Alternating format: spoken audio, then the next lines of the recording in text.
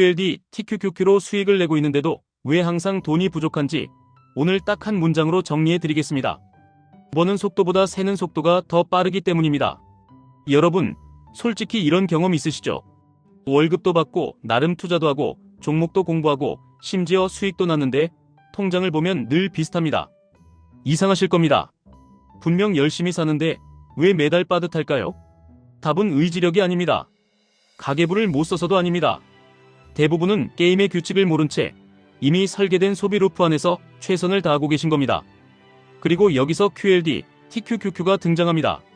이 두 상품은 수익을 빠르게 키울 수도 있지만 동시에 여러분의 생활비 구멍을 더 빨리 드러나게 만드는 확대경이 됩니다. 왜냐하면 레버리지는 수익도 증폭시키지만 여러분의 불안과 조급함도 같이 증폭시키기 때문입니다. 생활비가 빡빡한 상태에서 레버리지를 잡는 순간 투자 전략이 아니라 생존 게임이 됩니다. 지금부터 바로 들어가겠습니다. 돈이 부족한 사람에게 공통으로 보이는 패턴이 있습니다. 일단 일합니다. 월급이 들어옵니다.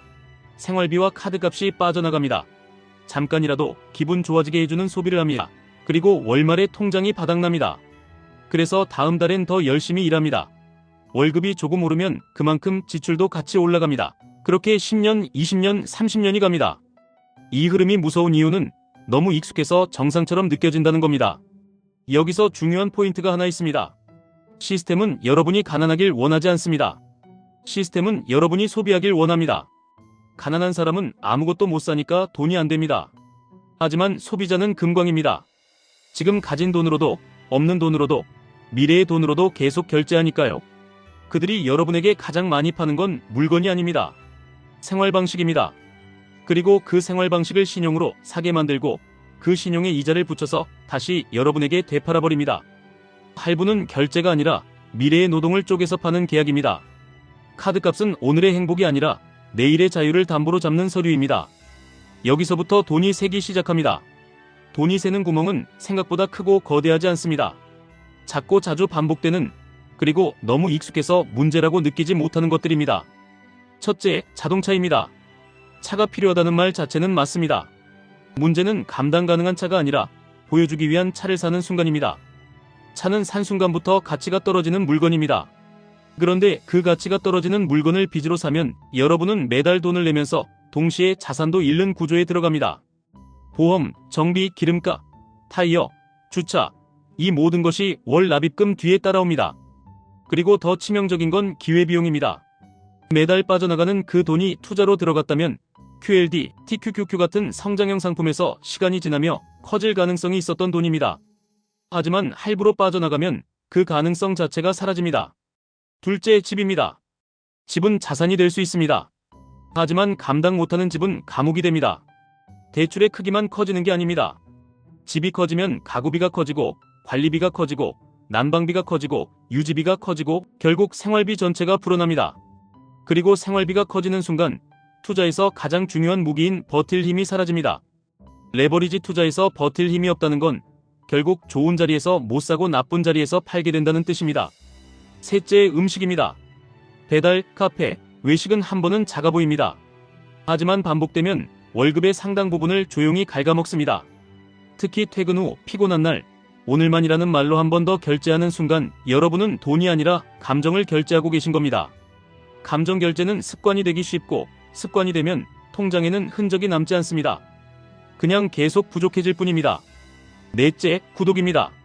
스트리밍, 음악 앱, 자동 결제, 안 가는 운동, 깔아놓고 잊은 서비스. 이건 작은 칼에 1000번 베이는 구조입니다. 각각은 만원대, 2만원대라 별거 아닌 것처럼 보입니다. 하지만 10개가 모이면 매달 큰돈이 됩니다. 그리고 그 큰돈은 여러분이 QLD, TQQQ를 꾸준히 모을 수 있는 가장 강력한 총알이 될 수 있었습니다. 여기까지 들으시면 이렇게 생각하실 겁니다. 그럼 저는 즐거움 없이 살아야 합니까? 아닙니다. 핵심은 덜 쓰는 게 아니라 의도적으로 쓰는 겁니다. 즐거움은 돈이 아니라 선택에서 나옵니다. 산책은 공짜입니다. 도서관은 공짜입니다. 집에서 친구와 요리하는 건 거의 공짜입니다. 가족과 걷는 시간은 공짜입니다. 가장 오래 남는 순간은 생각보다 지출과 상관없는 경우가 많습니다. 그리고 여기서 인생이 바뀌는 전환점이 나옵니다. 덜 쓰면 생기는 진짜 이점은 돈이 아닙니다. 통제력입니다. 돈이 덜 필요해지는 순간 여러분은 선택지를 갖습니다. 싫은 직장에 버텨야 할 이유가 줄어듭니다. 독성 관계에서 빠져나올 힘이 생깁니다. 영업사원의 말에 끌려가서 계약을 사인할 확률이 확 내려갑니다. 이게 진짜 자유입니다. 그럼 이제 어떻게 해야 하느냐? 여기서부터는 현실적인 순서로 가겠습니다. 첫 번째, 자유 버퍼를 만드셔야 합니다. 저는 비상금이라는 단어보다 자유 버퍼가 더 정확하다고 생각합니다. 3개월에서 6개월치 생활비를 쉽게 꺼내 쓸 수 있는 안전한 형태로 확보하는 겁니다. 이 돈은 수익을 내기 위한 돈이 아닙니다. 여러분이 흔들릴 때 투자를 팔지 않게 해주는 돈입니다. 레버리지 투자를 하시는 분에게 이게 왜 중요하냐면 QLD, TQQQ는 변동성이 큽니다. 변동성이 큰 상품은 멘탈이 아니라 현금이 승부를 봅니다.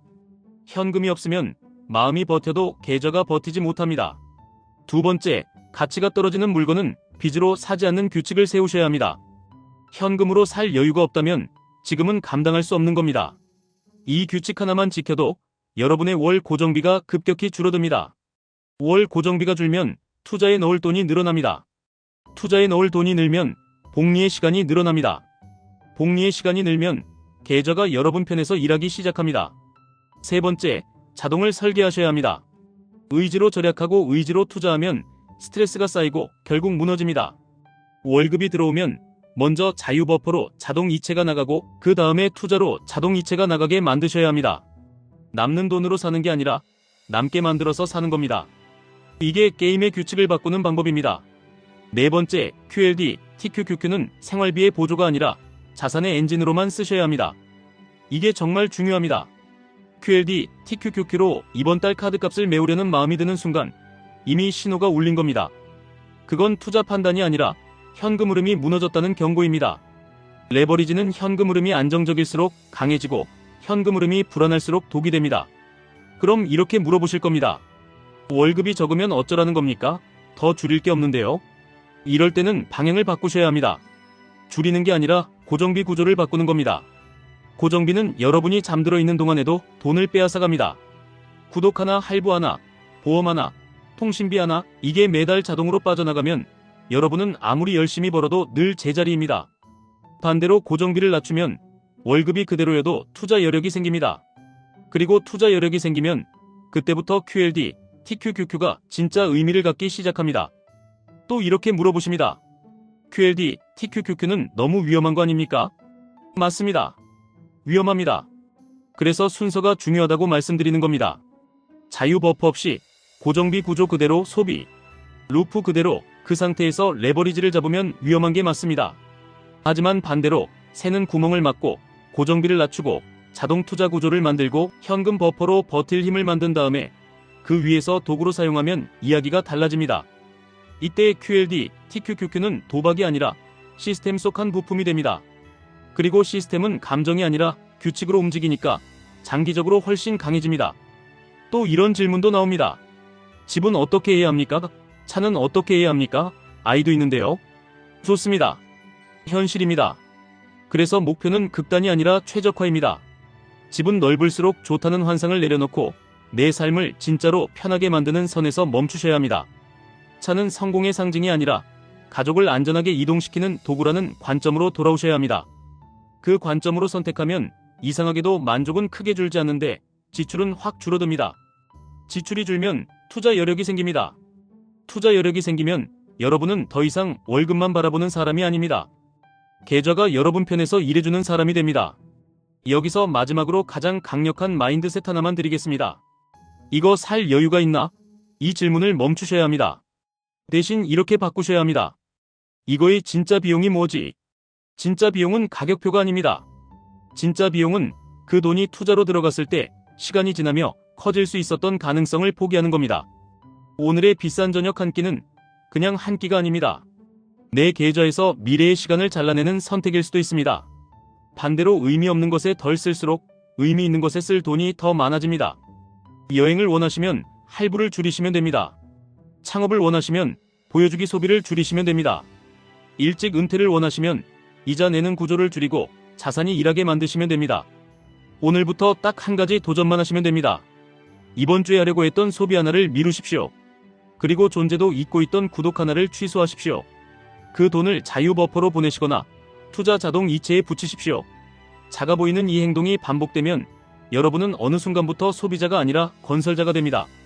그리고 그 순간부터 QLD, TQQQ는 여러분을 흔드는 파도가 아니라 여러분이 타는 엔진이 됩니다. 정리하겠습니다. 돈이 부족한 이유는 덜 벌어서가 아니라 새는 구조를 그대로 두고 있기 때문입니다. 새는 구멍을 막으면 월급이 그대로여도 인생이 바뀝니다. 버퍼가 생기면 아니요라고 말할 수 있게 됩니다. 규칙이 생기면 감정이 줄어듭니다. 자동이 생기면 의지가 필요 없어집니다. 그리고 그 위에서 QLD, TQQQ를 도구로 쓰면 여러분의 계좌는 드디어 여러분 편이 됩니다. 지금까지 1분 투자 하이젠버그였습니다.